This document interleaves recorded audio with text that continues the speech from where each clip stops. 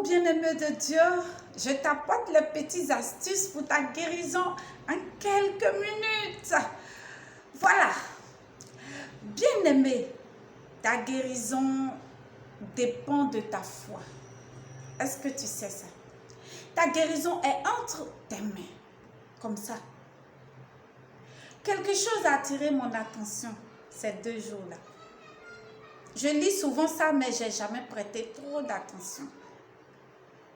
Mais ces 2 temps, j'ai déposé mon esprit dessus. En fait, ça a attiré mon attention, quoi. Notre guérison est liée à notre foi.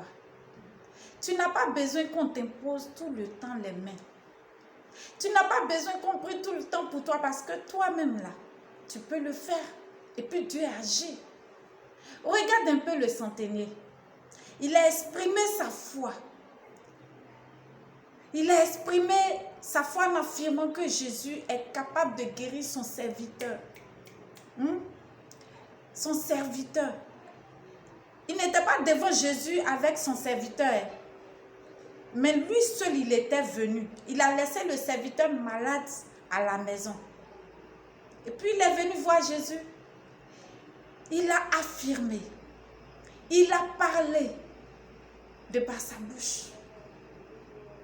Et sans même avoir besoin d'entrer dans sa maison, son serviteur fut guéri. Quelle foi! Matthieu 8, verset 10. En fait, si je veux lire, ça va prendre trop de minutes. Donc, vous allez lire ça là-bas. D'accord? Merci pour votre compréhension.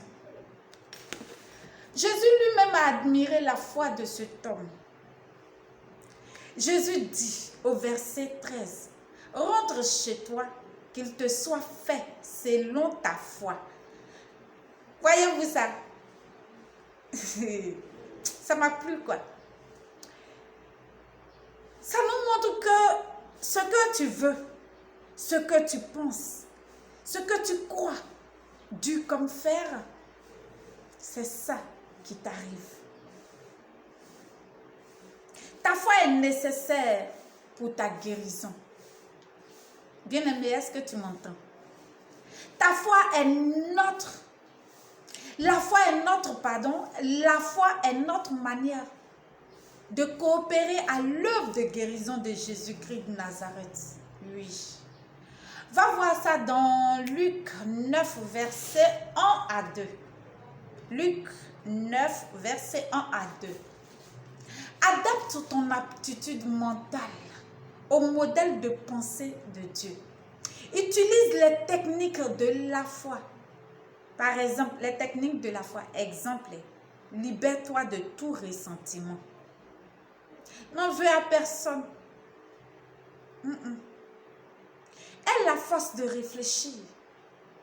Ne sois pas négatif, mais positif. Apprends à développer ta foi et applique cela au quotidien. Est-ce que tu m'entends? Tu appliques cela au quotidien, chaque jour. Reste calme, reste zen. Affronte le mal avec sérénité. Change d'attitude. Ce n'est pas tellement le corps qui est peut-être malade, mais peut-être que tes pensées, tes émotions, peut-être que la source est d'ordre spirituel. Alors, dans ce cas-là, il faut cibler la Bible que voici. Si tu as mal, bien-aimé, dans ton esprit et dans ton âme, cela va affecter tes organes physiques. Sois fidèle à Dieu. Écoute ça. Cherche à plaire à Dieu. Cherche à faire sa volonté. Cherche à suivre ses commandements. Les enseignements de Jésus-Christ de Nazareth sont la réponse dans ce genre de cas. Agis avec Dieu. Reste béni. On garde le contact. Prends soin de toi. Ciao, ciao.